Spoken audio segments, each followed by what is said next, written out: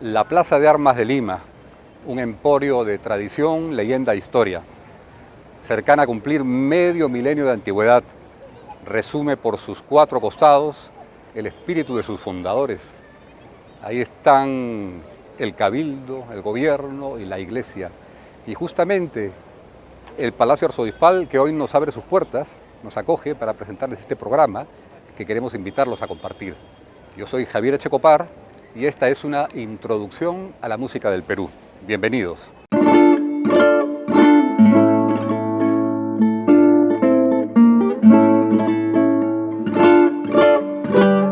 Estamos con ustedes desde el Salón del Trono del Palacio Arzobispal de Lima y en compañía de mi querido amigo e intelectual de primer orden en el Perú, el doctor Ramón Mujica Pinilla, director de la Biblioteca Nacional.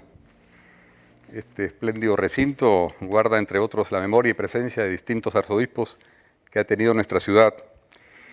En compañía del doctor Mujica pretendemos en los próximos minutos ofrecerles un panorama introductorio de la música en el Perú. Ramón, bienvenido. Muchas gracias por esta cordial invitación.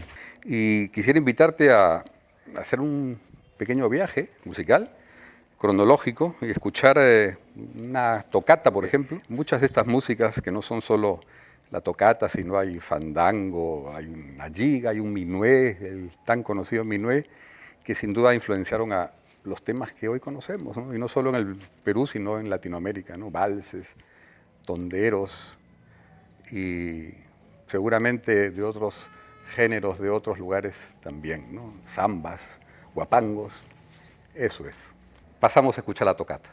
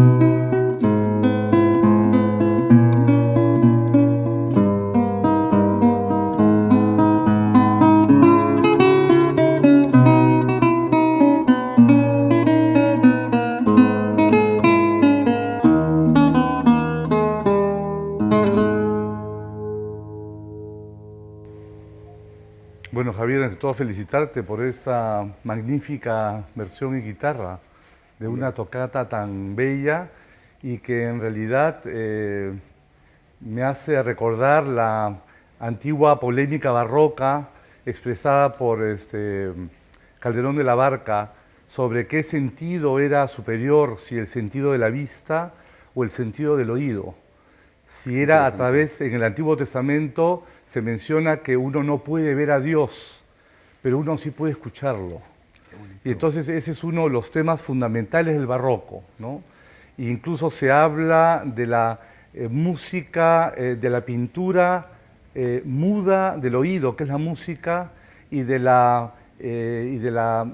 arte musical para la vista, ¿no? Qué extraordinario. Esto figura en un famoso sermonario del famoso lunarejo Juan de Espinosa Medrano, que era el más grande predicador del Cusco, ¿no? De finales del siglo XVII, y que él plantea esto. Además él era compositor, era músico, y no sé si te habrás dado cuenta, pero en la iglesia donde has tocado, en la parte de atrás hay una pintura enorme de Bernardo Vitti, el famoso jesuita que se envía al Perú después del Concilio de Trento, y ahí aparecen los ángeles musicales. Porque lo interesante es que en la vida virreinal todo se acompañaba con música, ¿no? Tanto los funerales, las fiestas luctuosas, las coronaciones del rey se celebraban en Lima con música, luego los cantos gregorianos, que en realidad imitan el canto de los ángeles en el cielo. Entonces, inclusive hay una concepción celestial de la música. Para entender el concepto de la música en el barroco hay que entender su cosmología, ¿no? Qué importante, qué y importante. hay un célebre caso de una beata limeña que se llamaba Ángela Carranza, una visionaria totalmente heterodoxa, y cuando la Inquisición de Lima la censura, le dice que en realidad no podía escuchar la censura porque había quedado sorda de escuchar tanto la música y las esferas. ¡Qué ¿no? belleza! Entonces, esas esferas que tienen relación con las sirenas y todo eso. Con las sirenas, así es, sí. Bueno, ¡qué extraordinario! ¿No? Mira, lo que has dicho es una maravilla, porque nos ayuda a entender la música desde otros ángulos y ámbitos también, y cómo convergen tantas cosas, una cosa con otra. ¡Qué extraordinario! Esta suite barroca, esta tocata que hemos escuchado, en realidad es parte de una suite barroca inspirada en este libro de cifra encontrado en el Museo Bolivariano, ¿no? Esa 1760, 70, 80. Y lo que he buscado es aproximarme, escogiendo temas como las sonatas, los minués, las gigas, fandangos, que tanto han influenciado, como decía hace un momento, a nuestra música, no solo al Perú, sino en Latinoamérica, pero buscar recrear un poco lo que pudo haber sido la atmósfera musical de Lima. Y bueno, aquí están. Y que en el fondo esta música es lo que más tarde darán las marineras, los valses y todo lo demás, ¿no? Escuchemos un poco esta suite barroca.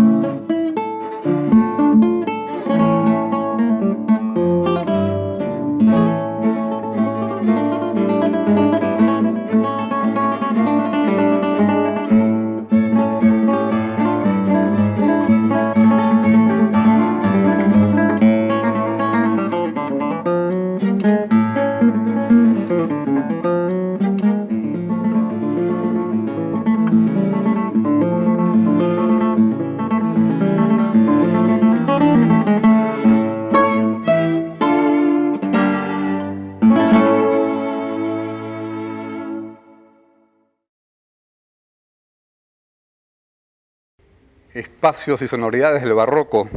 Ramón, ¿qué te sugiere esto que acabamos de escuchar, esta suite barroca? Primero la tocata, siempre en la sacristía y en la penitenciaría de la iglesia de San Pedro de Lima, y aprovecho un pequeño paréntesis que después me puedo olvidar, un agradecimiento a los amigos jesuitas que nos permitieron grabar en ese extraordinario lugar. Minué, primero tocata, minué, giga, sonata, fandango. Pequeñas cosas como un minué, ya sabemos de dónde viene el minué. Hay algunos versallescos, pero se van haciendo, primero eran muy rápidos, después un poco más lentos. A nosotros nos llegan los que son un poco más lentos.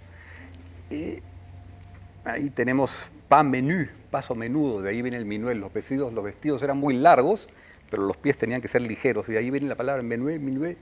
Es muy curioso, minué, ¿no? La giga, ¿no? Esta giga irlandesa, pero también media italiana, mezclada, emparetada con la tarantela.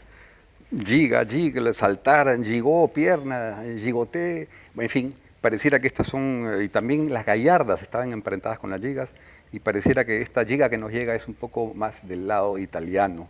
Luego la sonata, que no son las sonatas clásicas de varios movimientos, sino las de un solo movimiento, más inspiradas en lo del padre Soler, Scarlatti, Boccherini. Bueno, definitivamente la obra que más me ha impresionado ha sido el Fandango de Matías Maestro, porque yo conozco muy bien, digamos, lo que es el otro aspecto de él, que es él como arquitecto, ¿no?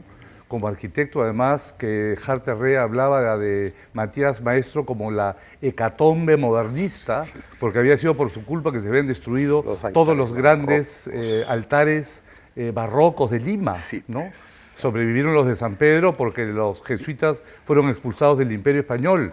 Y me sorprende la extraordinaria sensibilidad de él para escribir este fandango, que me hace escuchar, no sé, castañuelas, un poco hasta el zapateo flamenco, un poco me hace pensar en los orígenes primitivos de la marinera, ¿no? Interesantísimo. Y claro, todo eso nos introduce a qué es lo que sucede con los modelos musicales europeos cuando llegan al Nuevo Mundo y la sociedad criolla, la corte criolla, poco a poco va transfigurando estos sonidos que terminan en otra cosa, ¿no? Así es. Introduciéndose nuevos instrumentos, nuevos elementos, una nueva sensibilidad estética, siempre asociadas con las cortes, ¿no? Definitivamente. Y que cada vez quizás van alejándolo más y más de lo que había sido el barroco inicial del antiguo régimen de la época de los Habsburgos, ¿no? Así es, así es.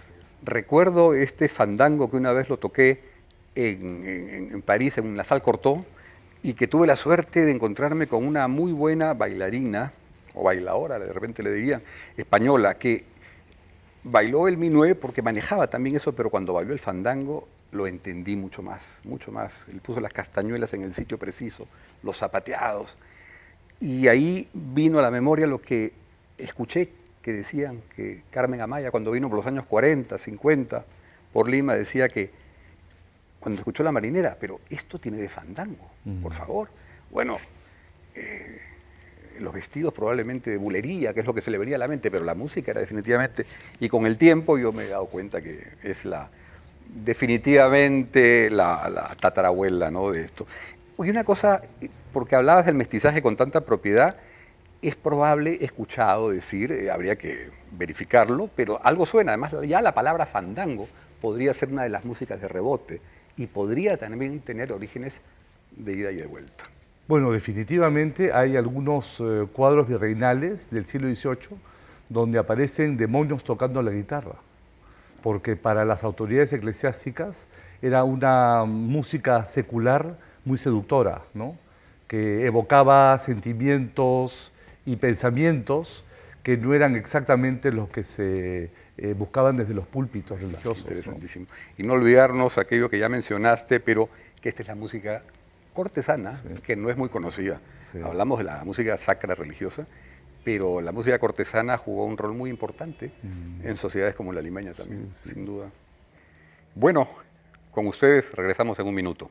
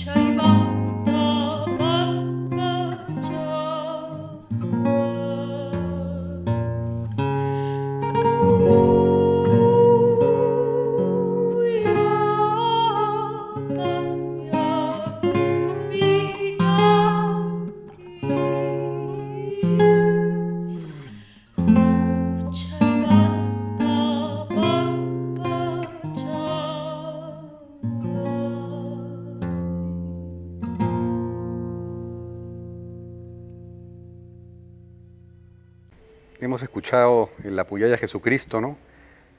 Y antes el fandango, lo que son las transiciones, esos procesos de mestizaje sutiles, pero que históricamente se dan dando. Social y religiosamente este himno se ha convertido en el himno oficial un poco de las masas indígenas, ¿no? Para cantarle a Jesucristo. Y no sé dónde nace, si en Ayacucho, si en Cusco, pero se le escucha hasta en Cajamarca, ¿no? En muchos sitios de la sierra en particular. Cada uno lleva su curso, ¿no? Los himnos marianos, el Hanakpacha. Este es un poco más popular y yo me he servido un poco de una versión del padre Lira en cuanto a la melodía, que es un trabajo muy interesante, pero en la versión final, el arreglo, como se podría decir, inspirado un poco en las versiones populares que he podido escuchar. Por eso que tiene por momentos hasta algo de Yarabí. Bueno, en realidad es, aparte de la ejecutante, que me parece una extraordinaria Qué intérprete, extraordinario, ¿no? Con una voz Edith bellísima, Ramos Guerra. ¿no? Pero siempre es turbador escuchar música religiosa en quechua, ¿no? Pienso en la puerta del baptisterio de la iglesia de Andahuaylillas, a donde pertenecía, dicho sea de paso, el famoso padre Bocanegra, que escribió el ritual formulario, donde está el Hanakpacha, ¿no? Y donde hay estas oraciones inmaculista, mariana, en quechua, escrita para 4 voces además. Y claro, hay todo un debate sobre qué es lo que sucede con el lenguaje quechua cuando es utilizado en un contexto cristiano. Porque si uno analiza el quechua del siglo XVI y el siglo XVII, hay un proceso de colonización del lenguaje. En el quechua no existe, en el quechua prehispánico no existe el concepto de infierno, el concepto de cielo, el concepto de ángel, el concepto de Trinidad. Todos estos términos están vinculados con una cosmología judeo-cristiana, ¿no? Y de alguna manera los misioneros tuvieron que colonizar el lenguaje para que palabras quechuas que originalmente tenían otro significado terminaran significando temas de doctrina católica, ¿no? Entonces eso se prestaba precisamente a distintas interpretaciones de una música religiosa. El famoso Apuyaya Jesucristo, en donde se habla de Jesucristo como un apu, ¿no? Como un señor, por supuesto, tiene toda la connotación cristiana asociada en Cusco, además, con el Señor de los Milagros, ¿no? Que es el santo patrón de la ciudad después del célebre terremoto de 1650, ¿no? Que es un Cristo moreno, que es un símbolo, un ícono integrador, ¿no? Pero nada, es fascinante. Interesantísimo, interesantísimo. A diferencia del Hanakpacha, que tenemos una melodía renacentista prácticamente, hay canzones de la época. Claro, porque además es la primera melodía polifónica, que se americana, imprime, ¿no? Así es. Es en 1631 y en realidad la gran parte de lo que se conoce es del siglo XVIII, ¿no? Totalmente. La música barroca latinoamericana. Sí. Y lo interesante es que la letra está en quechua, ¿no? Sí. Y tomando el quechua, yo quisiera hacer una mención. Claro, el Apuyaya Jesucristo, como te decía, es un poco más popular porque ahí sí encontramos un tipo de pentafonía en la melodía también, sí. Aunque es una pentafonía con modal, algo de modal tiene también, se mezclan, un mestizaje tan sutil, a veces basta con una sola nota que da un intervalo distinto. Pero hablando de la pentafonía, mencionar que el caso de Edith Ramos Guerra, que es una cantante de enorme valor, no solo por su calidad, y que te permite escuchar un quechua tan limpio, yo llamo eso, y hay muy pocas personas en el Perú así, por suerte hay algunas, y ojalá cada vez hayan más, que son los músicos de síntesis, que te permite tener una formación académica y a la vez, sin ningún problema, manejar el mundo tradicional, con toda su propiedad. En eso, justamente, nos permite ahora escuchar un Huahuapampay, que ya comentaremos después, también cantado por Edith.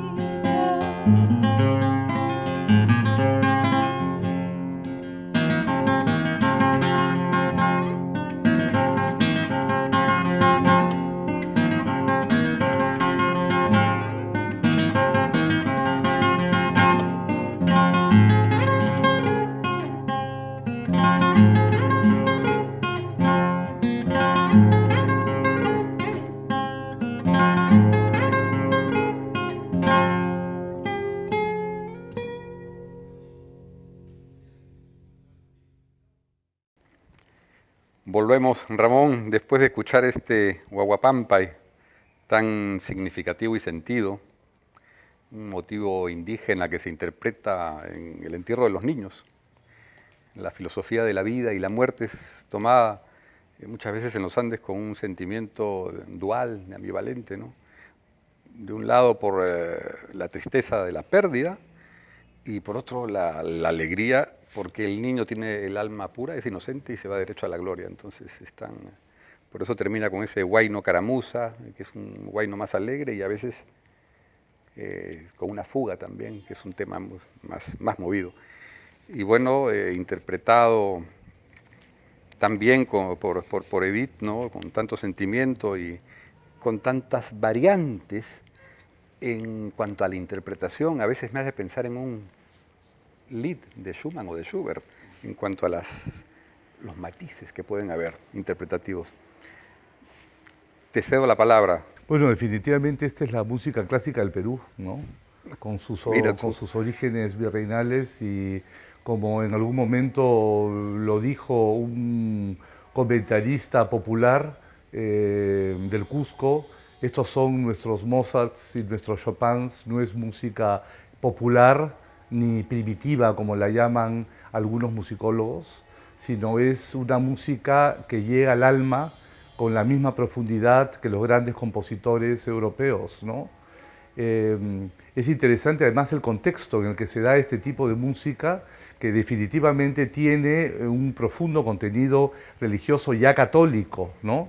Aunque con elementos indígenas, porque en la crónica de Huamán Poma de Ayala, digamos el gran cronista indígena del virreinato, se menciona este ritual asociado con la cultura inca, prehispánica, ¿no?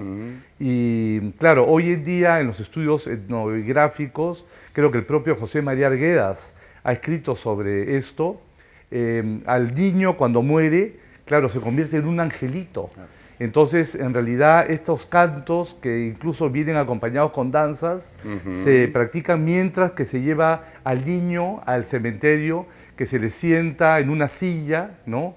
Rodeada con flores, incluso con banderas peruanas. Y claro, todo esto en realidad es motivo de estudio mucho más profundo. Sin duda, ¿no? sin duda. Y que además evoca otros tipos de danzas mestizas, por llamarlas de alguna manera, como el Takion Onkoi, que no se ha mencionado. Eso va a ser un tema para conversar. Es un tema largo, que es este movimiento, que es la enfermedad del canto. Así es. Que a 30 años de la conquista, la primera sublevación indígena en el Perú se hace a través del canto, ¿no? Cantos indígenas, ¿no? Exactamente. Y que además parecen ser que los del Takion Onkois son, digamos, los parientes lejanos de los danzantes de tijeras, No sería que es nada raro, otra no sería nada danza raro, así es. también mestiza. Así es. Y yo lo que he encontrado son las prohibiciones Bueno. que se hacen en el siglo XVIII a los danzantes de tijeras, Ajá. que algunos incluso les daban pena de muerte Así por es. considerar de que el danzante hacía un pacto con Como el el supay, demonio, así que es el demonio. San Diablo, así es. Claro, supay originalmente significaba ancestro, pero en los diccionarios de los misioneros el culto al ancestro era el culto al diablo. Imagínate. Y de ahí esta superposición de significados, ¿no? Interesantísimo. Entonces lo interesante es que la música tiene que ser contextualizada, ¿no? Eso es, para entender la verdadera dimensión de lo que está transmitiendo. Y hablando de porcentajes y de mestizaje, ahora pasamos un buen mestizaje porque vamos a coger de relancina el fandango, la marinera, los tonderos y lo que habíamos hablando, la zamba, los bambucos y los guapangos, y vamos a aterrizar en una sanguaraña. Esta extraordinaria recopiladora que fue Rosa Mercedes Ayarza, infatigable, que lo denominaba como baile de tierra, punto, eso es lo que nos dijo. Pero sin duda es una posible sucesora de la marinera y los tonderos.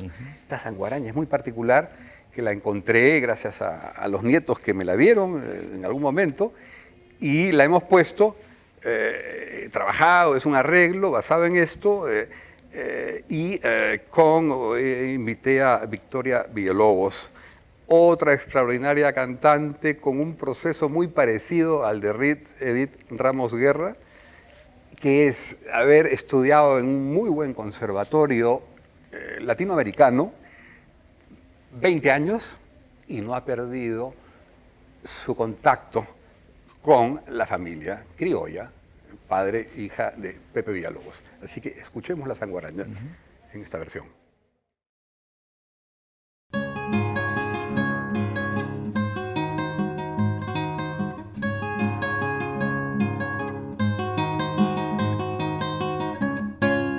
No vengas con sanguarañas que le da, háblame con claridad, le da. He dicho que no hay posada que le da, y dale a